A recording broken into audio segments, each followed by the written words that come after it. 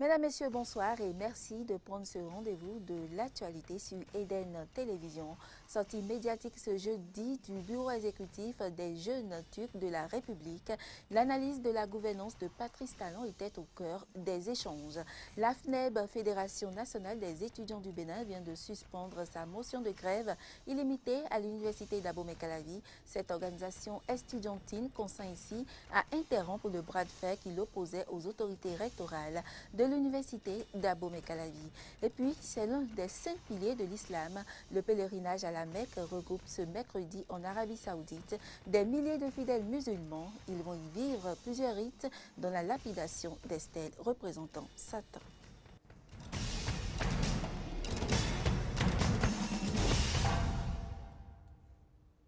Bienvenue à tous.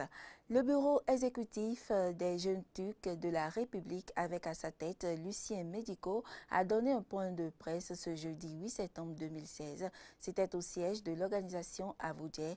Au menu, l'analyse de la gouvernance de Patrice Talon au plan politique et social 6 mois après sa prise du pouvoir. C'est un compte rendu de Fréjus Serlan et Cyril Agbo. C'est à un véritable audit de la gouvernance Talon que s'est livré Lucien Médico ce jeudi 8 août 2016 devant ses militants.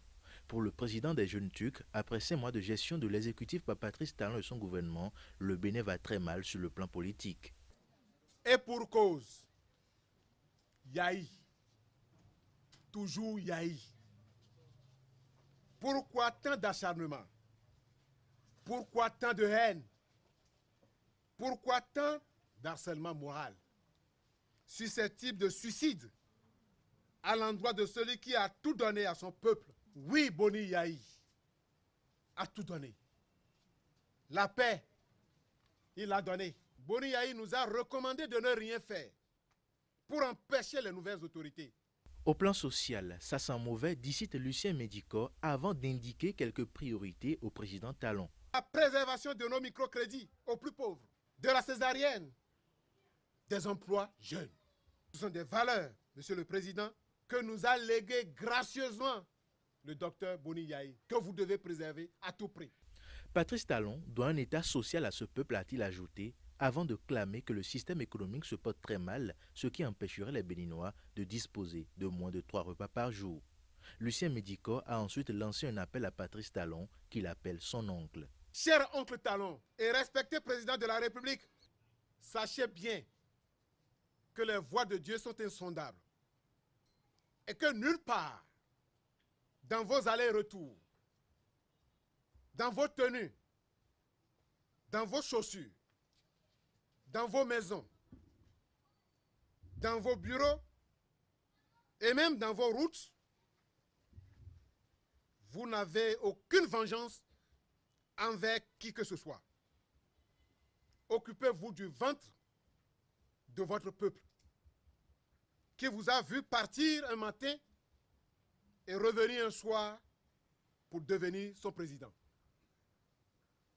Sachez dès aujourd'hui, Monsieur le Président, que vous êtes forcément un futur ancien président. Le seul camp qui vaille est celui de la République, a martelé Lucien Médico, qui a aussi exhorté le président Patrice Talon à ne jamais faire des ennemis soudains qui tenteront de passer à l'offensive. L'ouverture du marché de Kokotomé, nous sommes dans la commune d'Abomey-Calavi, serait une question de semaines. En tout cas, si l'on en juge par les déclarations de l'entreprise en charge de sa construction. Elle a fait savoir ce mercredi au maire d'Abomey-Calavi qui s'est rendu sur le chantier de construction de ce marché. Fréjus Serlan et Romaric Devauchy. Accompagné d'une forte délégation de son conseil, le maire de la commune d'Abomey-Calavi, Georges Bada, s'est rendu ce mercredi 7 septembre 2016 sur le site du marché de Kokotomé en construction. Ici, un certain nombre d'ouvrages est en cours de réalisation dans le cadre des travaux confortatifs sur le tronçon Godomé-Paou. Il s'agit entre autres de l'ajout de 6 nouveaux hangars aux 6 anciennement construits. Ensuite, il y a comme autres travaux, il y a le pavage de la cour du marché qui est en cours et aussi le pavage et l'assainissement des voies d'accès au nouveau marché avec la ceinture du marché où les travaux de drainage, d'ouvrage de drainage sont actuellement en cours. Outre ces différents travaux, il est réalisé dans les encablures du marché un collecteur exutoire pour drainer les eaux qui seront stagnées derrière le marché. Donc c'est à travers ce collecteur que nous allons renvoyer les eaux au niveau de l'exutoire qui est le cours d'eau John que tout le monde connaît au niveau de Godomé. Voilà, sans cet ouvrage, l'assainissement au niveau du marché ne sera pas efficace. Voilà. Quant au maire Georges Bada, il rappelle le contexte de sa visite et exprime son ressenti après le constat. Aujourd'hui, il ne nous appartient plus de nous asseoir dans nos bureaux et dire que les travaux se font. Nous sommes venus, vous avez vu le conseil communal au grand complet, fortement représenté, pour constater effectivement, parce qu'un marché dans un pays, dans une commune, dans un arrondissement, c'est quelque chose de très important. Ainsi, vous voyez que les travaux avancent et nous sommes venus toucher du doigt. Nous félicitons les entreprises qui ont la charge des réalisations des travaux. Après avoir écouté la représentante des femmes du marché et reçu ses félicitations, le maire a plaidé pour elle auprès des entreprises en charge des travaux. Qu'ils doivent vraiment mettre bouchée double pour que d'ici la fin de cette année, nous puissions inaugurer ce marché et permettre à nos mamans, à nos sœurs, à nos tantes de commencer à vendre dans le marché. Parce que là où elles sont aujourd'hui, elles n'arrivent pas à faire du commerce. Pour ce qui est de Moudachi Rouadi Boïcha, il a rassuré Georges Bada quant à l'imminence de la fin des travaux. D'ici une semaine, les travaux de construction des 6 nouveaux hangars vont être achevés. Fin octobre, on va finir l'essentiel des travaux en dehors de l'éclairage public qui restera. Donc le marché pourrait déjà être fonctionnel avant que l'éclairage public ne soit achevé. Usagers et commerçants de Cocotomin pourront donc bientôt animer leur nouveau marché bien moderne et dont ils auront aussi la lourde et nécessaire tâche d'assumer l'entretien. C'est bientôt la rentrée scolaire en République du Bénin. Les semaines qui précèdent cette reprise des cours, vous le savez, riment avec vente de fournitures scolaires. Pourtant, les parents d'élèves et autres clients de structures de vente de ces fournitures ne se bousculent pas au niveau de leur stand. Voici le constat fait sur le terrain. Dame Griselda vient de prendre cette gourde et ce sac scolaire pour son petit garçon qui commence l'école cette année. En dehors d'elle, la présence d'autres parents d'élèves au niveau des stands de vente des fournitures scolaires est très peu remarquable. Je trouve assez accessible les prix. Et par rapport à la qualité-prix, sont assez accessibles. On est là, bon, pour le moment ce n'est pas encore la grande affluence. Et comme les Béninois, on les connaît, bon, ils attendent toujours les derniers moments. Mais nous, on ne peut pas attendre les derniers moments pour sortir nos articles. Déjà, en un mois de la rentrée, nous on sort les articles et ça vient à compte-gouttes. Vous pouvez le constater, il n'y a pas une grande affluence. Ce manque d'affluence pourrait être imputé à la morosité économique et à la cherté des articles, mais selon les vendeurs, les prix des fournitures scolaires sont abordables cette année comparativement à l'année dernière. Les prix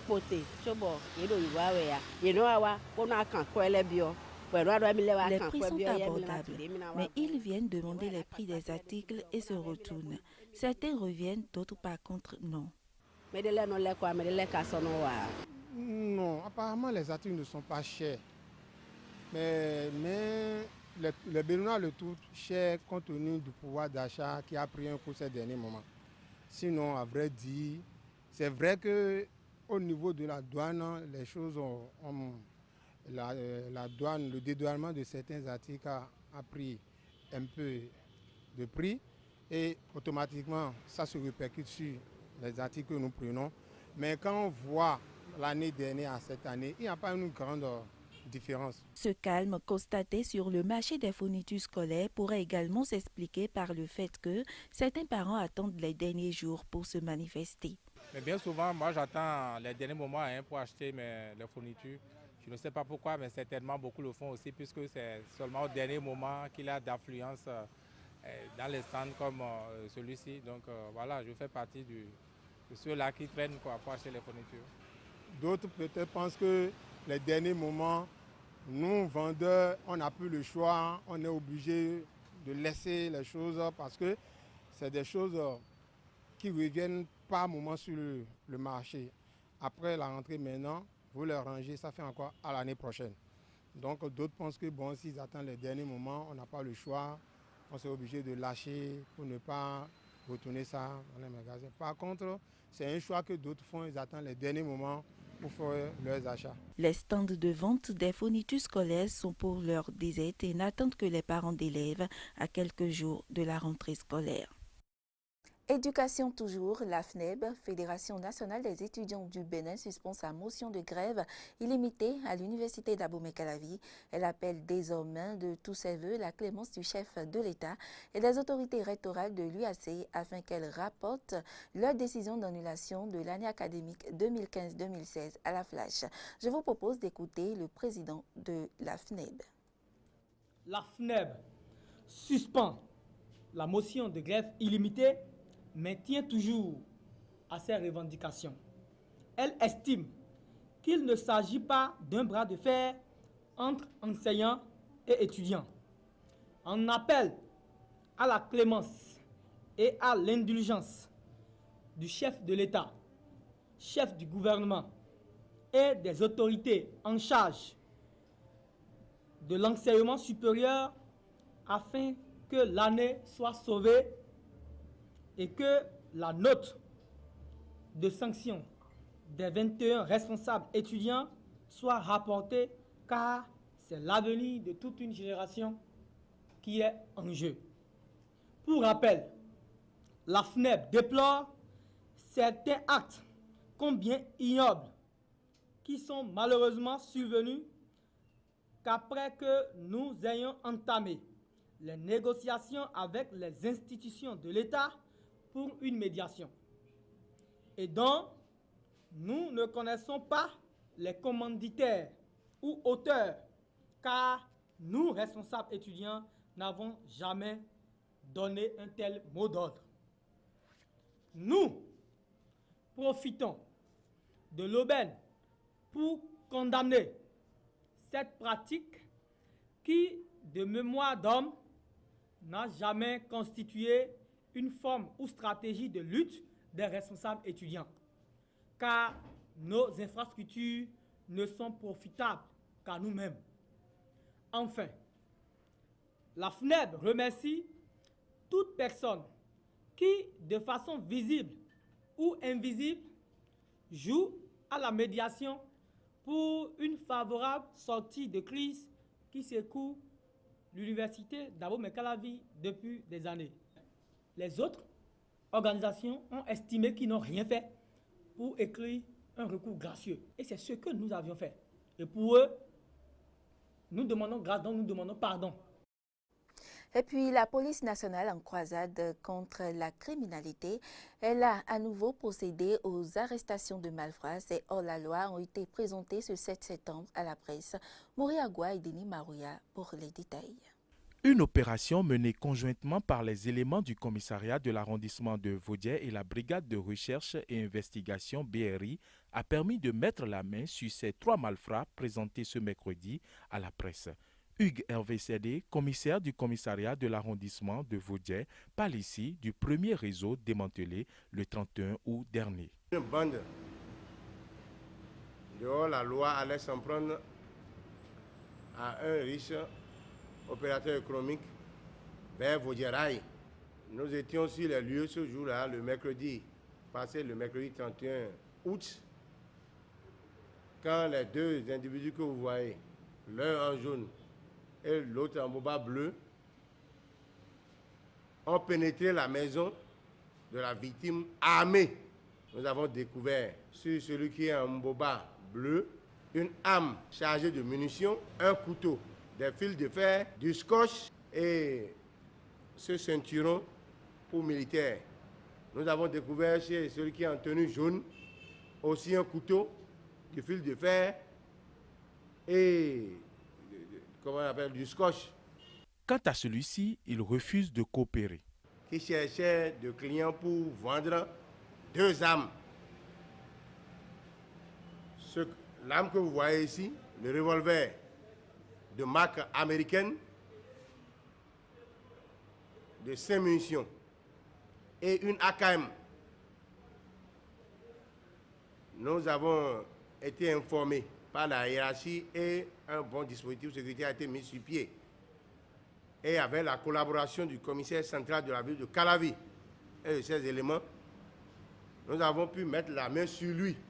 Les mêmes investigations ont été toujours poursuivies et nous avons découvert dans sa maison 28 munitions d'armes perfectionnées, c'est-à-dire l'AKM, l'arme la plus redoutable, 28 munitions. Voilà ces munitions que vous voyez. Et une autre munition d'une arme appelée pistolet Star. Il n'a pas voulu collaborer pour nous dire où se situe l'AKM et le pistolet Star. Le principal Ludovic Noudofine, commissaire adjoint du commissariat central de la ville de Cotonou, lance ici un appel aux populations. La lutte contre le crime organisé ou la criminalité organisée aujourd'hui n'est plus simplement du ressort des fonctionnaires de police ou de la gendarmerie. Demandons, n'est-ce pas, à tout le monde, aux élus locaux, aux populations à divers niveaux, d'aider les forces de sécurité publique. Parce que ces divorcés sociaux vivent dans des maisons, ils vivent dans des quartiers. Que le renseignement nous soit donné à temps réel. Parce que ce que nous vivons dans la ville de Cotonou aujourd'hui, ça sort de l'entendement. La participation active des populations est ainsi sollicitée par les forces de sécurité publique dans le processus de démantèlement des réseaux de malfrats. Dimanche 4 septembre 2016, le pape François a canonisé la mère Teresa de Calcutta, 19 ans après sa mort. Que comprendre de la canonisation et quel est le processus de canonisation? Le père Hubert Kedoide répond à nos questions. On ne peut pas canoniser un saint qui est encore vivant. Donc c'est quelqu'un qui a vécu et qui est décédé. Une fois qu'il meurt, il y a comme une première étape, c'est l'émergence du peuple de Dieu lui-même qui demande à ce que cette personne soit déclarée sainte. Alors l'évêque verra si effectivement, selon les critères canoniques, est-ce que cette personne répond. C'est justement faire de bonnes œuvres de justice, de charité, de fidélité, de communion et d'amour à travers le monde. Au bout de 2 ans, l'évêque va introduire la cause auprès d'une structure à Rome qu'on appelle la Congrégation pour la cause des saints. Et cette congrégation va recueillir la demande. Eux, ils vont analyser et à partir de leur analyse, s'ils trouvent que ce dossier peut être reçu, alors commencent les 2 grandes étapes, c'est-à-dire la béatification et la canonisation. Et à la béatification, on a besoin au moins d'un miracle. À la canonisation, on a besoin d'un autre miracle. Mais les 2 miracles reconnus par l'Église catholique pour Mère Teresa, c'est 2 miracles de personnes atteintes de tumeurs. L'actualité hors du continent à présent, Donald Trump et Hillary Clinton, 2 candidats à la présidentielle américaine de novembre prochain, ont partagé le même plateau de télévision, mais l'un après l'autre. Tous 2 ont donné leur vision du rôle d'un président américain. De façon particulière, Hillary Clinton a mis en évidence son expérience à la tête de la diplomatie américaine. Elle a martelé sa volonté de vaincre le groupe État islamique. La candidate démocrate a également dit regretter avoir utilisé une messagerie privée quand elle était secrétaire d'État. Quant à Trump, il a assuré être totalement préparé à l'exercice du pouvoir d'État grâce à son expérience du monde des affaires. Le candidat républicain a également loué les qualités de dirigeant du président russe Poutine. Je vous propose de les écouter. It was a mistake to have a personal account. I would certainly not do it again. C'était une erreur d'utiliser un compte personnel. Je ne le referai certainement pas. Je ne me cherche pas des excuses. C'était quelque chose que je n'aurais pas dû faire. J'ai traité beaucoup de matériel classifié lorsque je faisais partie du comité des forces armées du Sénat lors de mes 4 ans en tant que secrétaire d'État. Il y a un en-tête sur le matériel classifié qui dit si un document est top secret, secret ou confidentiel. Il n'y avait rien. Je vais le répéter, ceci a été vérifié par le département de la justice. Ce type d'en-tête ne figurait sur aucun des mails que j'ai envoyés ou que j'ai reçus. Ce qui relève des faits c'est que le département d'État a été piraté. La plupart des systèmes du gouvernement sont en retard. Nous nous sommes fait pirater plusieurs fois, même à la Maison Blanche. Il n'y a aucune preuve que mon système a été piraté. C'est possible, je ne sais pas. C'est possible et ça ne va rien changer. S'il tient des propos élogieux sur moi, je tiendrai des propos élogieux sur lui. Comme je l'ai déjà dit, c'est un leader. Vous pouvez vous dire, oh, ce n'est pas une chose terrible. Cet homme exerce un contrôle fort sur le pays. Mais c'est un système très différent et il se trouve que je n'aime pas le système, mais il est certain que dans ce système, il a été un leader beaucoup plus que notre président ne l'a été. Je pense que j'aurai une très bonne relation avec Vladimir Poutine et je pense que j'aurai une très bonne relation avec la Russie. Comme je l'ai dit, regardez aujourd'hui. Regardez ce qui s'est passé avec les avions de combat qui ont encerclé un de nos avions dangereusement. Quelqu'un a parlé d'une distance de 3 mètres. C'est une manifestation d'hostilité. Et j'ai vu, il y a 2 ou 3 jours, que Vladimir Poutine et Barack Obama n'avaient pas l'air en de très bons termes. Et vous savez ce qui est bien quand on s'entend, la Russie veut vaincre l'État islamique autant que nous. Si nous étions en de bons termes avec la Russie, ne serait-il pas formidable si nous pouvions collaborer et éliminer l'État islamique? Le pèlerinage à la Mecque regroupe depuis ce mercredi en Arabie Saoudite plusieurs milliers de fidèles musulmans. Ils accomplissent ainsi l'un des 5 piliers de l'islam, un pèlerinage au cours duquel ils vont vivre plusieurs rites dont la lapidation des stèles représentant Satan. Du sport à présent, le coup d'envoi des Jeux paralympiques 2016 a eu lieu la nuit dernière. Ces Jeux vont se dérouler à Rio de Janeiro, ville brésilienne qui a accueilli récemment les Jeux olympiques. Plus de 4000 athlètes font disputer les Jeux paralympiques, à l'exception des Russes. C'était magnifique, c'était certain. Les spectateurs ont applaudi de nombreuses fois. Les gens passaient un bon moment, tout le monde était content. On est tous fiers, je pense, de faire partie de quelque chose d'aussi important que la cérémonie d'ouverture des Jeux paralympiques. Ici, pour moi, c'était très spécial.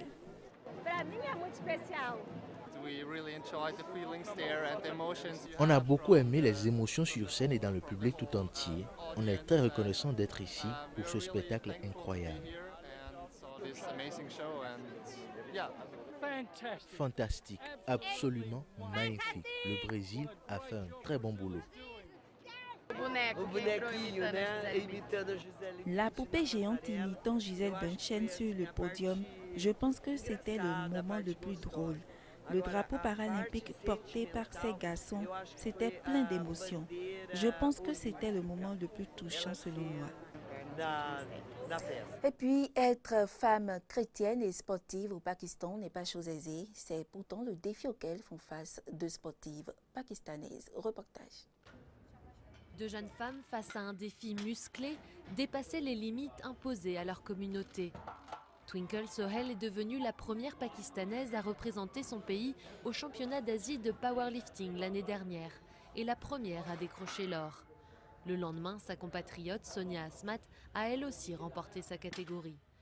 Les 2 haltérophiles font partie de la communauté chrétienne du Pakistan, régulièrement visée par des attaques terroristes et discriminée par la majorité musulmane. En tant qu'athlète chrétien au Pakistan, on doit faire face à beaucoup de difficultés. Quand on fait du sport, les autres essayent de nous mettre des bâtons dans les roues. Ils disent « Elle est chrétienne, on ne devrait pas la laisser progresser ». Même si quelqu'un a de bons résultats, ce genre de comportement les tire vers le bas. Twinkle a débuté par le cyclisme avant d'être repérée par des entraîneurs dans le gymnase où elle faisait de la musculation. Sonia, elle, a été inspirée par des femmes qu'elle voyait faire du sport en allant travailler à l'usine. Je me suis dit que je devais aussi être avec elle, mettre des chaussures de sport comme elle et faire la même chose. Alors c'est pour ça que je suis allée dans ce stade, pour leur parler avec ma mère. Et c'est comme ça que je me suis lancée dans l'haltérophilie. D'autres chrétiens pakistanais ont eu des réussites sportives avant Twinkle et Sonia.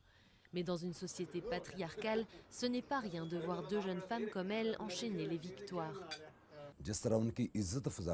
La façon dont elles sont honorées dans le monde entier et au Pakistan sur les réseaux sociaux et dans les médias électroniques, ça inspire les autres et d'autres vont commencer à suivre leur exemple. Le Pakistan, où le cricket est roi, profite de l'occasion pour miser sur d'autres sports. Le pays va financer le voyage des 2 championnes en Ouzbékistan pour y défendre leur titre. Le duo espère aller encore plus loin, jusqu'en Floride. Mesdames, Messieurs, c'est sur cet élément que prend fin cette édition. Merci pour votre attention et à demain.